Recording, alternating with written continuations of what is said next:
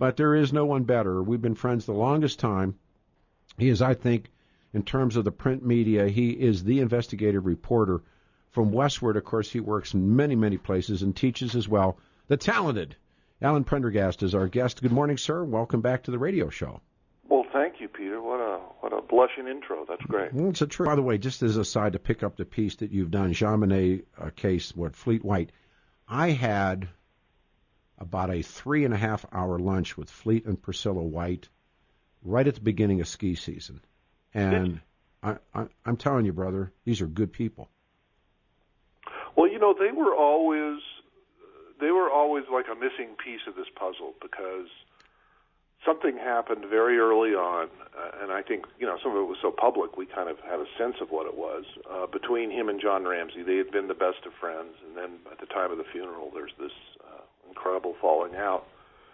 And then they I think they had a lot of disgust, not just with the investigation, but with the media, and they sort of, disappeared while being there for a while. But in recent months, they've been very proactive about trying to get some accountability for a lot of the things that happened in this investigation.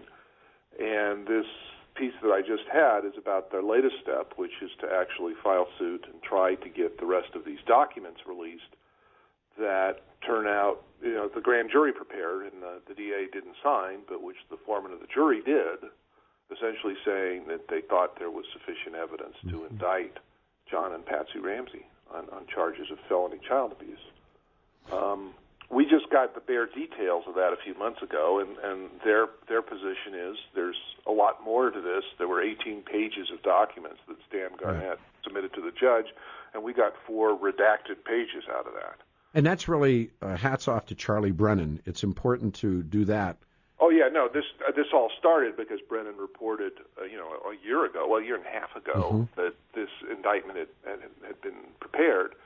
And then he went to court basically to get the documents to corroborate what he reported already from other sources. So, yeah, Charlie has not lost sight of, some important pieces of this thing over the years. And, of course, the book, Perfect Murder, Perfect Town, and I think Charlie did the heavy lifting on that book and then got aced. Well, that is, it's probably the most factual, detailed account of this.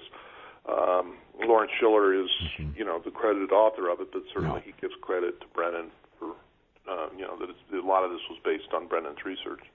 How about most of it? I'm not going to get in the middle of that. No, I know, but and I met Schiller and I was around Schiller quite a bit, but Charlie really did the heavy lifting on that one. And I think, like so many of us, I think it left when nothing happened, when it ends up with nothing, and then of course it gives the green light for the Ramseys to begin to crow their innocence. And I think that left such a bad taste in the mouths of so many people who really knew the truth, or believed they knew the truth is a better way to say that. And I think Brennan was one of them. And I think, well, of course, the Ramseys wrote their own book, and that's an interesting piece of reading in itself for a lot of the things that it doesn't address. Yeah, I read that book. Yeah. And they searched around, and then they began to proclaim their born-again Christianity. So they got a Christian publishing house to publish that book. The so-called straight houses wouldn't touch it. And John and Patsy started appearing on religious TV, and, I find them just, she's gone now, but they're really despicable. They really are. I'm sorry. And well, they've never, for all their complaining about the media, they were never all that camera shy when they had the right venue. Oh. And then that's something I know you've talked about over the years. No, sure. The people who they granted interviews to, how selective they were about it. And that was actually, if you go back to the beginning of this, when I don't know, their conversation with Fleet and Priscilla, but it would be interesting to know their take on this. Where the public falling out starts is when I think Fleet White confronted Ramsey and said, "Wait a minute, you're not talking to the police, and you've already gone to CNN and told them you want to talk to them. What's going on here, John?" Well, I'll tell you what, Fleet White and I didn't know them. And Fleet and Priscilla, and we had lunch, and I sat there, and I mean, I not that that's a big deal, but I got a parking ticket out of it because I just didn't want to leave the table. And these are decent people. These are good, decent people, and they got roughed up. I mean, as you know, the Ramseys played like this game of roulette where they just started blaming people. And when they got to it, then they actually blamed Fleet and Priscilla. And there were a number of people around them that got served up as alternate suspects. I mean, not in their inner circle, obviously, at that point, but people who if they wanted the police to investigate other folks. Mm-hmm. And there were more than 100 suspects that the police had to run down and check out at some point or another. Some of them were people that Ramsey suggested had some kind of axe to grind with Access Graphics, his company. And it's all nonsense. Or, there was the housekeeper. Sure. There was any number of people that you could say, well, they're potentially a suspect, although they may not have motive, opportunity, they may be alibied. They weren't in the house that night. We know who was in the house that night, unless we start. There was no intruder. No one went into that house. What was fascinating was when they ginned up John Mark Carr. The guy's in Bangkok, Thailand, having breast implants done. Well, that to me was a really interesting. I mean, this case, for all the things that went wrong under the initial regime of the police and when Alex Hunter was DA, the things that had happened since after the grand jury. When the grand jury ended in 1999, but if you look at the last 10 or 15 years of this case, is when some of the really crazy stuff happened. And that was Hunter's successor, Mary Lacey, essentially doing everything she could and ultimately issuing this really unusual exoneration of the Ramseys, not even based on DNA evidence, based on the absence of DNA evidence. We've discussed before, just how questionable that kind of reasoning is. But in the midst of all that, she was very willing to consider this alternate suspect who was, living halfway across the world, was clearly obsessed with the case. No, he was being groomed. No physical evidence tying this guy to it. And the only thing they really had was what Michael Tracy who had an agenda. I mean, a guy who'd been making money doing these documentaries and finding any alternate suspect he could. Michael Tracy groomed John Mark Carr like a pedophile grooms a little boy. Well, it's certainly clear to me. I mean, we did a long piece looking at these conversations, these recordings that were ultimately released, that Tracy, over a period of many, many conversations over quite a period of time, was feeding Carr information he didn't already have about the investigation to make his confession, helped Carr make his confession more credible. And that whole situation should have been greeted with incredible skepticism. Instead, they flew the guy back first class, over business class. Champagne and caviar. Then they had to take the DNA and find out that there was absolutely no, the guy out. There was never any real way, they never established he was even older when this The guy happened. was never in Colorado. Yeah, in fact, the media was able to establish fairly quickly. But be careful, because and wonder why the DA's office couldn't do that. Well, here's what's interesting, is there was a direct link between Michael Tracy and Mary Keenan Lacey and Paula Woodward at Channel 9. And Paula she was the stalking horse, the Judas goat for the Ramseys all the time. And anytime that and Hal Haddon, the Ramseys' initial lawyer, had represented her ex-husband in an SNL deal, and she had links. And any time, and this is an indictment at Channel 9, anytime they wanted, remember, who breaks the story that the true JonBenet murderer was captured or had confessed? And that was Channel 9. It was Paula Woodward, because she was fed that information from Michael Tracy and from Mary Keenan Lacey. And she was writing a book. Remember the book? Wasn't the book coming out next month? Do you have your copy yet? I don't think you'll ever see that book. Last I saw it had an August pub date. So. I think that book will be spiked. Well, I had heard it was delayed. I don't know the reasons for that. Well, because of Charlie's work. The indictment came out means she has to change something. Well, Charlie's work. Charlie's work. Why would a publisher now do a book and I think it's entitled "Listen to Me, Mr. Ramsey," or words to that effect. The beginning of that idiot note. Yes. And I would be amazed if that book drops. And well, I guess we'll know in the next few weeks whether it makes its current schedule or not. Yeah, but I know that I had a conversation with Bill Owens, and Bill Owens thought he was one of the targets of that book. And I thought, to his credit, I thought Owens really, really, really stood tall through that.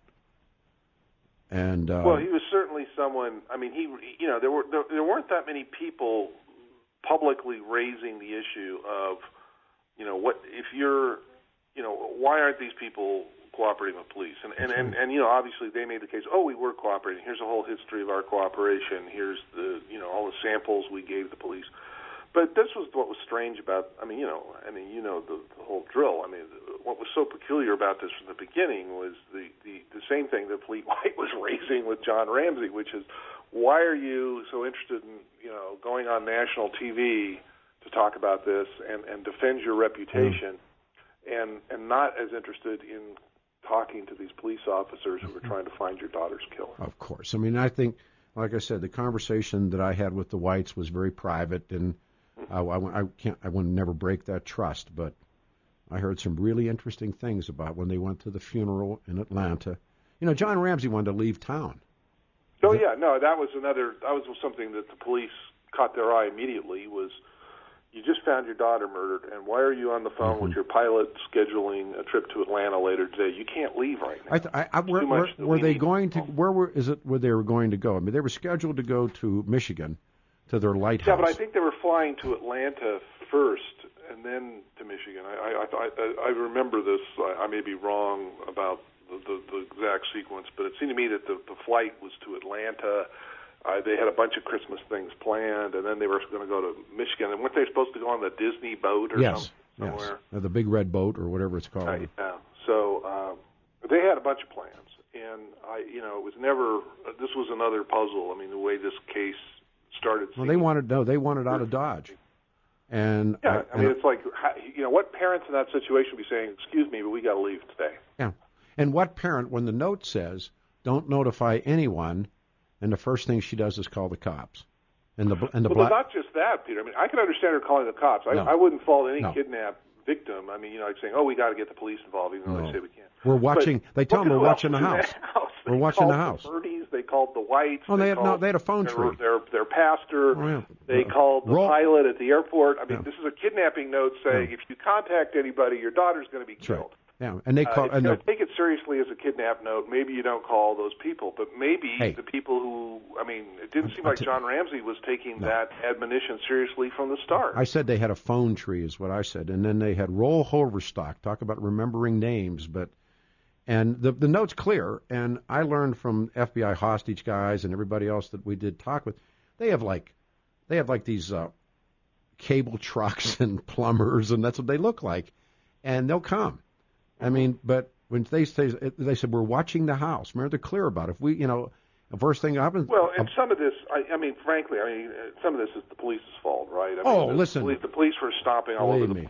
Believe me.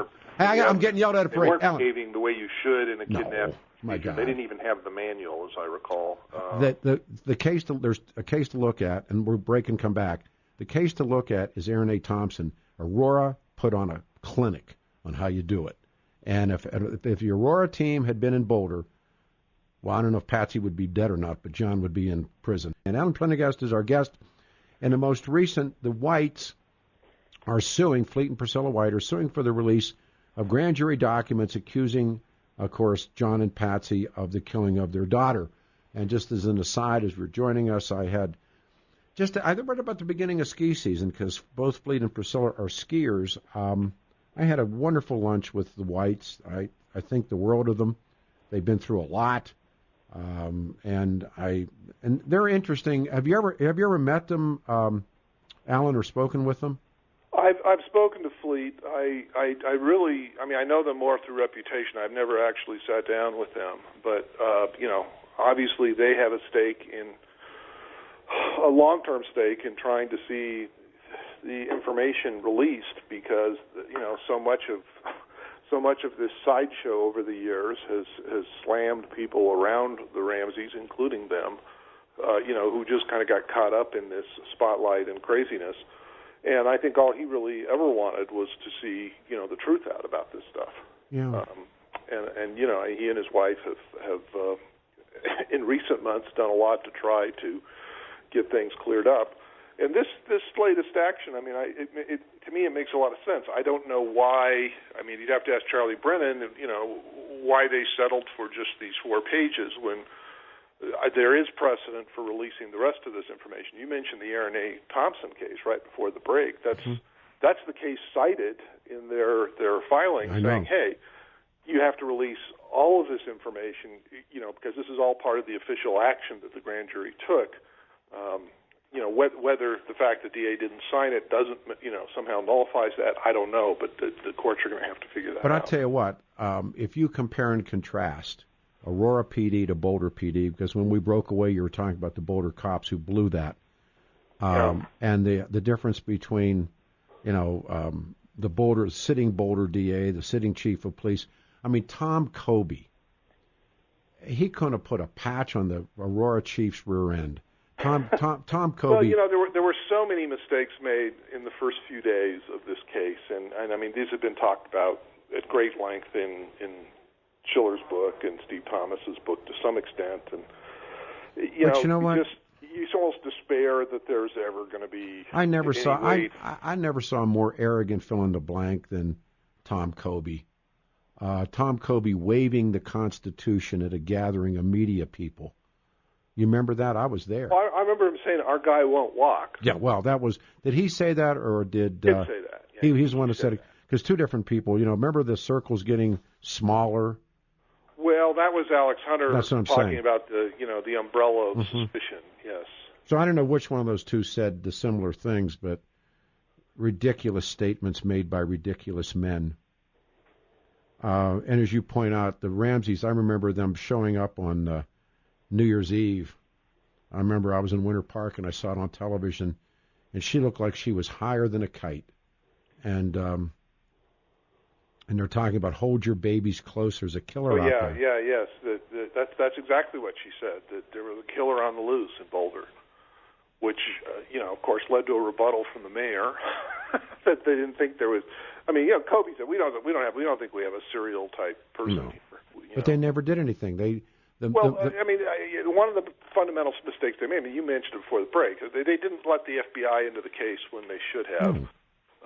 They didn't take offers of help from much better, more sophisticated police departments, including Denver. Remember Dave Machad? He said, "I'll send my murder team up." And Tom Kobe. I mean, there were so many things just in terms of those first few critical hours when you really have to secure the crime scene. You have to, do all the testing that you can. You have to keep people from contaminating the crime scene.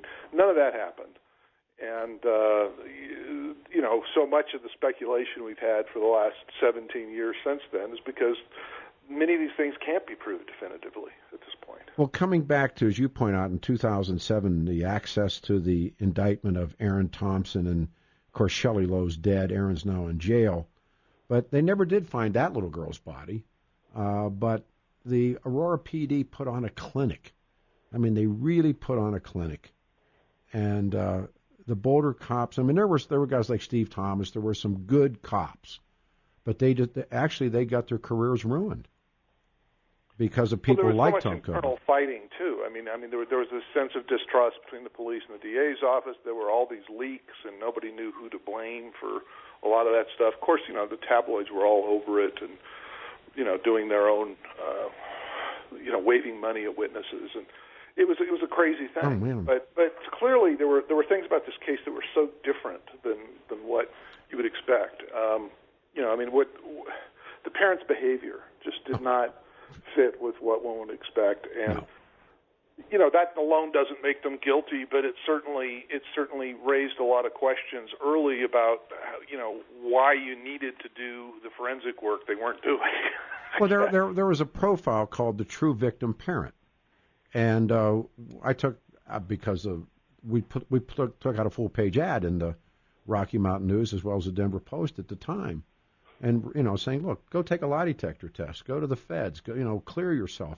I remember, I can't think of the man's name whose daughter was kidnapped in California, and she was murdered. Mark Kloss. Yes. And that guy, actually, he became kind of a part of our show. And he talked about, he rolled in, and the FBI had actually thought of him as the number one suspect. First thing he said was, let's go, they say, go on the box. Let's go on the, and he took his lie detector test and passed it. The Ramseys, they shopped lie detector, what do they call them, polygraphs. They shopped them. And my best bet is they failed one or two before they found one they could pass. And they never took one from the FBI. Well, and you know, I mean, there's been a great deal of muddling of the evidence over the years. The thing that remains intact is that ransom note, and that's always been, to me, the greatest stumbling block for anybody trying to make a coherent intruder explanation of this. You know, that there was somehow a legitimate kidnapping, or that three-page ransom note. Well, and as you know, I mean, everybody brought in their handwriting experts, and the Ramseys had their own experts, but of course, even they couldn't totally exclude Patsy. And if you talk to the independent experts, or you look at these reports, you know, there are so many similarities in the writing and the linguistic, you know, range of the thing. And you look at this note and you say, how does this square with any other kind of coherent theory about this case? You know, other than one that involves staging and you know, that this is not a kidnapping, that this is some more you know, intimate crime involving somebody in the house. It strikes me that if the case is ever going to get solved, you have to go back to the stuff that actually, you know, makes sense. I think the case has been solved. When I'm asked about it, this case has been solved. And there's not much you don't know about this story. There's things like, gee, I wonder what Patsy's dreams were like, or I wonder how or when the conversation took place between the two of them on making a decision on what to do next. I don't think we know those things, but the rest of it, I don't think it's a puzzle. I really don't. Well, I mean, if you want to talk about solving, I guess I'm talking about a threshold that would actually stand up for court. I understand, but I think it's like O.J. I think it just goes into history, and you know, it's fair. I don't think anybody in the world, I guess, left alive thinks O.J. Simpson didn't murder Nicole Brown and Nicole Brown Simpson and Ron Goldman. I mean, I think you have to be a room temperature idiot to think that didn't happen, and I think you have to be the similar mindset not to believe that Patsy killed her daughter and her husband's involved in it. You know, I think we just go to sleep with that. I really do believe. But I would love to see those documents, and this really does speak to the strength of Fleet and Priscilla. It really does. Well, and I think, as he pointed out when I talked to him about it, I mean, we don't know what's in those documents. We can only speculate. But it seemed to me that this redacted version we had of the indictment did not contain any details about just what actions they felt merited the charge of felony child abuse. And that information may be somewhere else in these 18 pages. And then we might know what evidence was actually presented to this grand jury that persuaded them of that. I agree. So it could be an important development. We don't know until we actually see the rest of the documents. I agree. We'll see what the court does. But you know, they took the initiative beyond what the media has done today to try to take this further. Truly, I mean, I know less about who killed Archie than I know about. Well, hopefully that would get solved. Oh, that will. Listen, I have so much respect and a love for you and your work, and sick them. And I know that, and again, with Fleet and Priscilla, after this, and if the grand jury docs get released, I think you and I will have, you know, and the Whites, to their credit, don't want the spotlight. They're just doing what they believe is the best thing. But these are good guys. These are good men and women, and they have a wonderful family, and their kids are just unbelievable. And like I said, maybe sometime, someplace, somewhere, John Ramsey, I think he's hiding anyhow, but he won't even be able to lift his head up. All right, pal. Hey, listen, thanks, Peter. Oh, you too, man. Say hi to everybody at Westward. Thanks, brother. I will do that. Right, Alan Pendergast. In open lines, we go to Clint. Clint, you're on a radio show, brother. Good morning. Thanks for calling. Hey, good morning. Thanks for taking my call. Pleasure.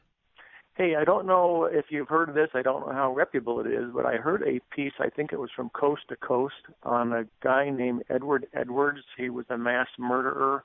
Yeah, I know. That's a lie. The guy said he claimed to Ramses. Yeah. Some idiots wrote that up. No. I mean, look. I mean, I want to get the guy on the show. He's written a book. We've inquired into it. Right. No. I mean, I lived this story for so long and talked to so many people. That terrible night, Patsy hit that little girl with a flashlight, the 8-cell, 6-cell flashlight, whichever one it was, and that was the weapon. And they didn't even know that she'd been struck on the head until they did the autopsy. They thought it was the ligature. They thought that she had been asphyxiated, strangled, with rope found down, in a part of a paintbrush out of Patsy Ramsey's paints. Patsy fancied herself an artist. How would any intruder in that basement of that house, it was like a rabbit warren, know exactly where Patsy's paint supplies were? I mean, you can sit and do this story for hours on end, and I know this. Some guy claims it. Well, nobody went into that house that night. No one but John, Patsy, and Burke Ramsey, and Burke Ramsey had nothing to do with it. Well, the story was that he was the Santa Claus in that for her at that party. No. Santa Claus was that goof that lived across the street. Can't even think of his last name now. But he's the guy. He went on the Today Show. I mean, there were just so many twisted characters in this. This was a very, very simple case of child murder, and it was an accident when she struck the little girl. She was a rager. She did it in a rage, and then decided. The best insight to Patsy Ramsey is they had a dog. And everything in Patsy's life was very French. She was a Francophile. And, for instance, John Benet's name is a combination of John's name. John's name is John Bennett Ramsey. Patsy invents this French name, Jean Benet. And if you look at the so-called ransom note, I don't know what that little French thing is. It's like a accent mark. And she put it in Jean Benet's name. When she wrote attaché, and there's an attaché, she puts the little mark above the word attaché. And so they had a dog, and the dog's name was Jacques. And the dog wasn't perfect. And so Patsy figured the dog wasn't perfect. She took the dog, when the kids went back to school, she took the dog back to the breeder and swapped it for, I think there was a problem with the dog's ear or the dog's tail. I don't remember. But she swapped it to have the perfect dog. And I really think that was, and I always called that theory the second Jacques on the grassy knoll. But it was such an insight to her. And the little girl, I mean, God bless her, she had no control over her life. She was defecating in the bed. She was wetting the bed. And I got to meet so many great physicians and investigators. And, the sheets had been washed that night and replaced on the bed. I mean, they found the sheets in the dryer. The little girl had wet the bed. Patsy caught her and chased her with a flashlight. Little girl ran, and Patsy grabbed her and hit her. And then they began this vast cover-up, including, I believe, they actually took her life. Not they, but Patsy in particular. Staging the body, John Ramsey can see in the dark. I mean, I can go over this thing forever and ever and ever. When it's all said and done, they got away with nothing. I think any reasonable person would shun John Ramsey. Patsy's gone. But it goes into history. It's like O.J. now. I mean, does anyone really believe that O.J. Simpson did not kill Nicole Brown and Ron Goldman? No, I think everyone's on the same page as you and I are on that one. And I think everyone should be on the same page. Anything or there are people like Paula Woodward, and there were people at the Rocky Mountain News and others that were just despicable. I mean, they really were. And they laid down for the story. Paula was the biggest offender of all, but there were others. There were others. Well, I wanted to make sure you heard of the Edward Edwards. Of course I have. It's a pretty compelling story, but you've got through it more than I have. I would love to have the guy tell me how he did this. And, of course, on the, that he didn't do it. Now, did he do other murders? I don't know. Probably, maybe. I haven't, but he didn't do that one. Okay. All right, man. Thanks for the time. You're welcome. Thank you.